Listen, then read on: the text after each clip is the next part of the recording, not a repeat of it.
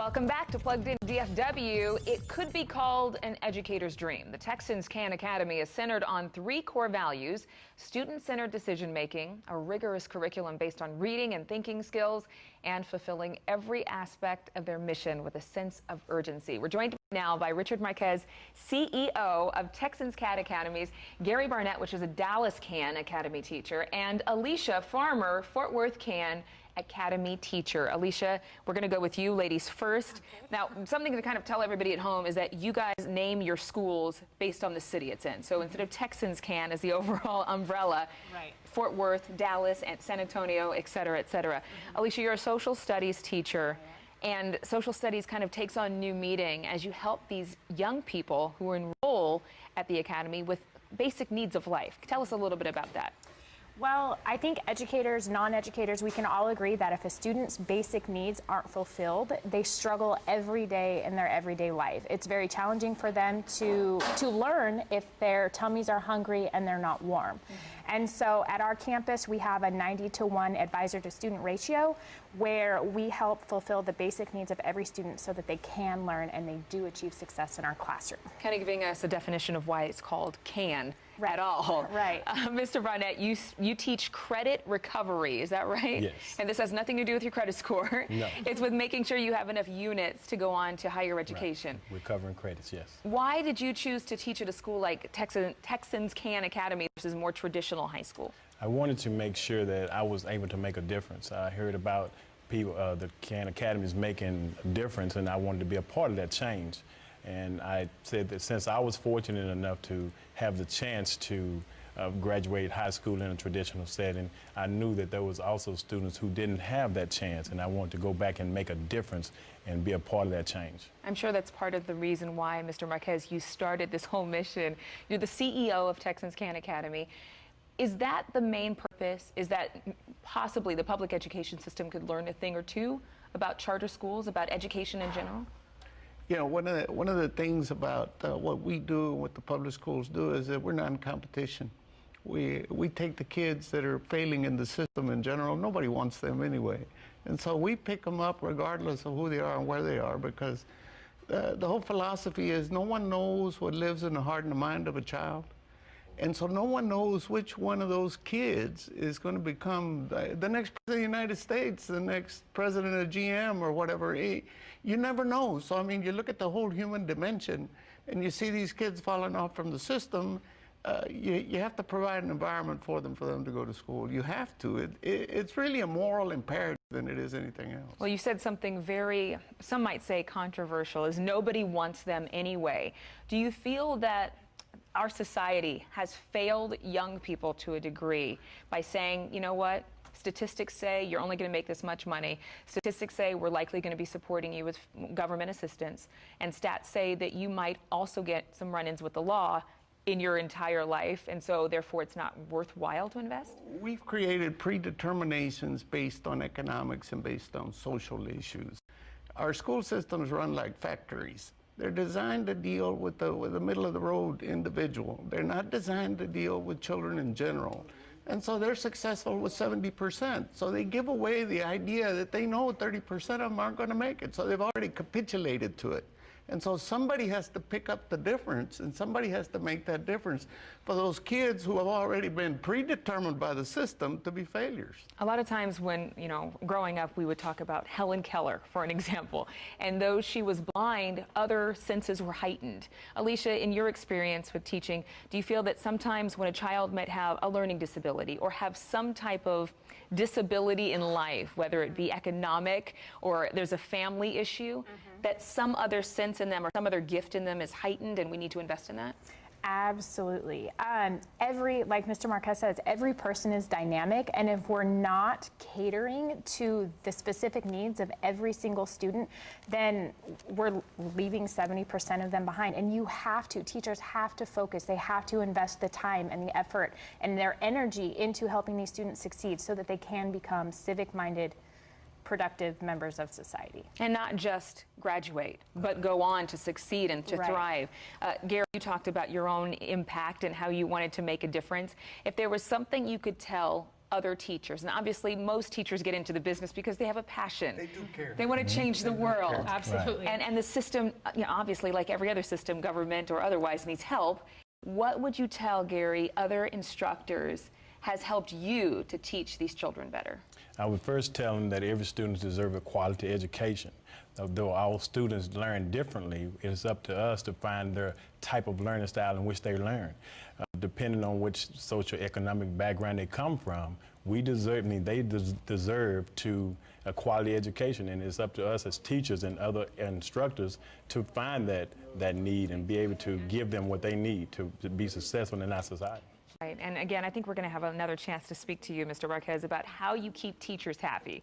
Because that's just, the kids are a huge part of the education system, but then you've got the side of how do you invest enough in teachers to retain the best instructors and make sure that their, longevity lasts throughout the course of the child that they're teaching, through those 4 years and beyond. So we'll talk a little bit more. Still ahead, we're going to continue our discussion with Texans Can Academy, find out why graduation rates are soaring for students who are once considered unteachable. After this.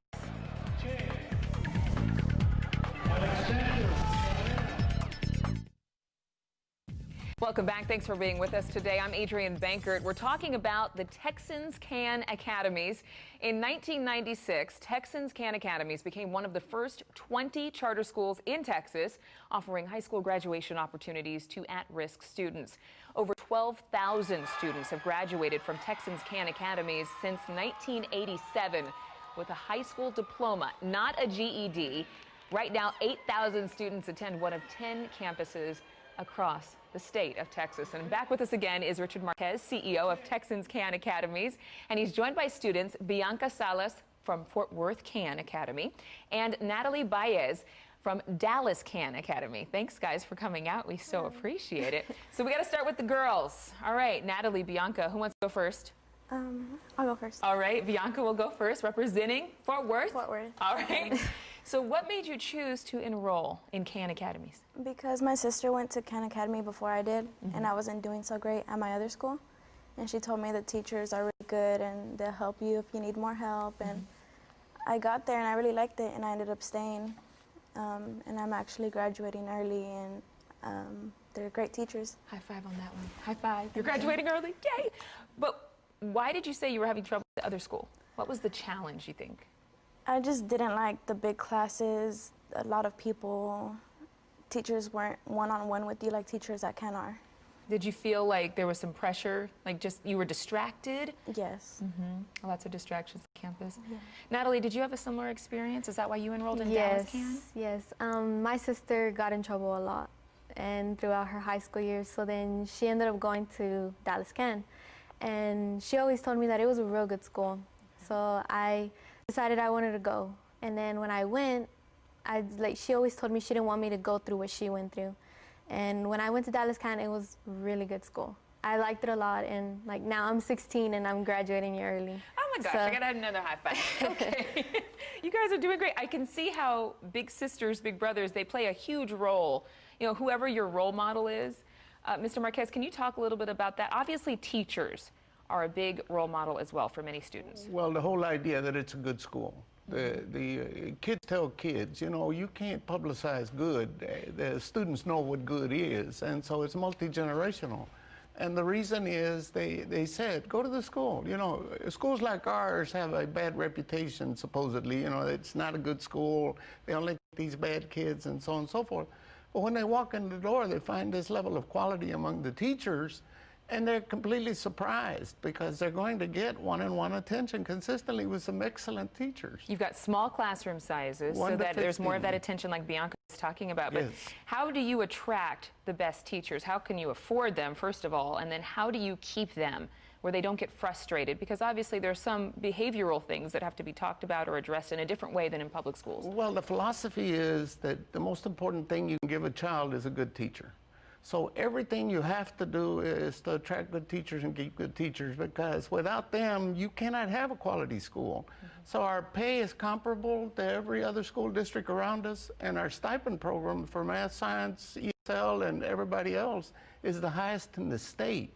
We pay a math and science teacher $7,000 a year more than they get working wherever they're working. Same thing goes for anybody else. So we believe in paying teachers. As a matter of fact, we're changing our pay schedules this year to increase our pay for teachers so that they get a raise every year for the next 20 years in order to try to do exactly what you're saying, and that's keep teachers. But environment is critical for teachers. Kids do not curse out teachers at the Khan Academy. We won't tolerate it. We won't put up with it. Kids are not disrespectful in the classrooms. And the reason they're not is because everybody around them cares about them. And so people are disappointed when they get in trouble. And so, you know, it's environmental, but it's all about relationships. Every teacher knows their students, and every student knows their teachers. And then with the ratio of social workers at 1 to 90, kids don't have a chance but to engage with adults, and adults that care about them growing up to be good adults. And you said 1 in 90 for social workers, but then the classroom is 1 to 15. One teacher for every 15 kids. You know, the teachers in the area don't realize what they're missing. A classroom with 15 students and the best technology you can find anywhere in any public school. We have better technology than anybody anywhere else. We have the best of the best of everything because of what people give us, you know, what people do for us. So we turn right around and put it right into that classroom where the most important individual is, the teacher and the student. Making me want to go back to school. All right, thank you guys for joining us, and success to you both. So proud of you. Still ahead, we're going to continue our discussion with Texans Khan Academy. Do you know what it means to write off the car and not the kid? We'll tell you right after this.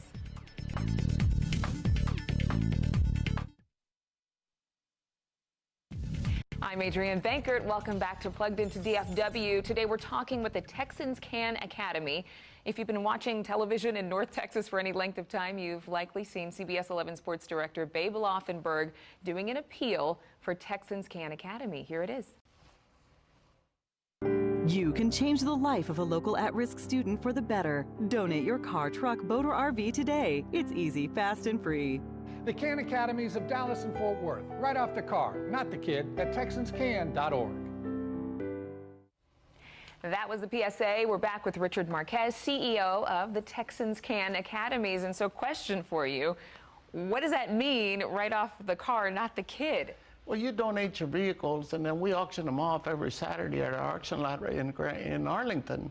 And we take the net of the proceeds of operation and everything else. We take the net and we put it into the schools so that we can do things at the schools that the state doesn't give us money for. The state doesn't give us about anywhere from $1,200 to $2,000 that they give the other schools. So we have to make it up for facilities and all kinds of other things. And so we have to fundraise. So what you're saying is that because you're a charter school, you only receive a fraction of the funding of most public high schools. About 3/4. Okay. And so making up the difference requires fundraising and, and asking the community for support. So cars have been a key. Yes, and cars have been a tremendous key to us in terms of generating dollars. We make about 25 to 30% of the entire operation. We net 25 to 30%, which is fantastic for any enterprise or any business. And so we run it completely like a business. And we're completely different than any of the other people who you donate your cars. There's one out there who claims to be us and uses the number 4 rather than the FOR. Cars for Kids. It's out of New York City.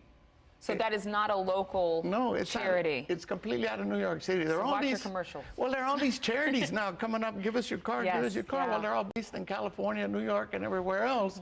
And nobody ever sees the money. The CEOs are rich, but nobody ever sees the money going into anything. But here, they can actually request and see how we spend it, and we'll give them the books. We'll actually open up and say, hey, here it is. Here's what people make. Here's what we spend. Here's what happens to the money. Here's where it goes. And where does the money go primarily? It goes primarily into facilities because that's not what we don't get any money. We're building a school in Fort Worth. A new campus. A new campus out on Altamir. And so we have to pay for it. And there are a lot of things we have to do in that school, so we need money. And then we have 10 campuses across the state, so we use the money across the state of Texas to make up the difference. Some of our schools don't break even, so we use the money in order to make the budget balance and keep the facilities all built up and running. You do whatever it takes. Yes. One of the cool things I read about your organization, about all of the Texans Khan Academies, is that students can enroll at any time through the year. Yes. Explain open enrollment. Well, what I understand, what we understand about humans is that on the day they have hope, on the morning they get up and they have hope in their heart about coming back to school or doing something in school, you can't say no. The last thing you can ever tell a human who has hope on that given day is no, or come back later, or come so-and-so. So the rule is, they show at the door, we don't care who they are, as long as they're between the ages of 14 and 21, we'll enroll them. Wow. And is it because of your own story that you're so passionate? Because you have a unique storyline yourself in relation to education, in relation to overachieving, in relation to not giving up hope. Why don't you tell us a little bit about that? Well, I'm one of 14 kids, and I'm a high school dropout. You know, I can talk about all the reasons and so forth, but they're not worthwhile. But you know, people never gave up on me, and so I was able to. You know, my parents never gave up, my family never gave up, people never gave up, and so I was able to recoup my life. And so I'm a lifelong educator. I've been in the business, a public school system. I loved it there. I love it anywhere as long as there are kids around, because you know, I tell parents, I say, you know, teenagers are stupid. You just have to understand that and then move forward. They're not always thinking with this brain right here. No, I mean, sometimes they're thinking from another point of So you have reference. to learn to be patient. You know, patience is the real key. So when they walk in that door, you have to be willing to say, come on in, there's room there, we'll make room. We'll find a place for you, we don't care. And we don't want to know what your past is, because it's not about your past. You're here about your future.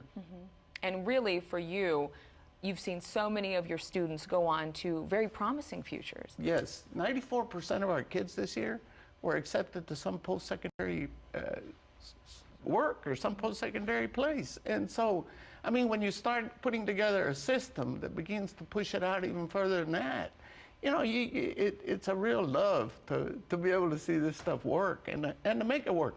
For the population of students that nobody ever believed could be possible. A friend of mine who was superintendent of the year one year, he said, you know, you have the most dynamic system I've ever seen, even especially for this type of child. And it's just, it's fun, it's enjoyable. Well, one of the things that I would ask, and I think a lot of people at home would want to know, you know, you can have a kid who's really smart but makes really bad decisions. You can have a child who has a lot of gifts and talents but is always getting into trouble. How does Texans Can Academies teach these children character and integrity, at the same time teaching them their reading, writing, and arithmetic? On an individual basis. Children in groups can't speak up and say what they think. You know, kids have to be able to talk to somebody like this. And so you have to be able to provide enough people so that somebody can sit down with that child and say, you know, you really need to think about what you did. You know, and those are the advisors, the social workers. They spend time individually with those kids. They'll call the house, they'll talk to the parents. They'll even go to the house and pick them up. Wow. Well, it's all about meeting them where they're at. That's right, and listening to them as individuals. Right, so that they can be raised up to the next level. I want to say thank you so much for coming. Your passion is infectious, and thank you for bringing some of your students and some of your instructors with you as well. Well, they tell the whole story. Really, you need to listen to them more than me, because I'm supposed to say all those things, but you know, it's really about the kids, and if you listen to them, they tell the whole story. And they tell the whole advertising story too. They say, come on out, come back, and get their little brothers and sisters to come as well. Thank you again. We'd like to thank all of our guests from the Texans Can Academy for being here today.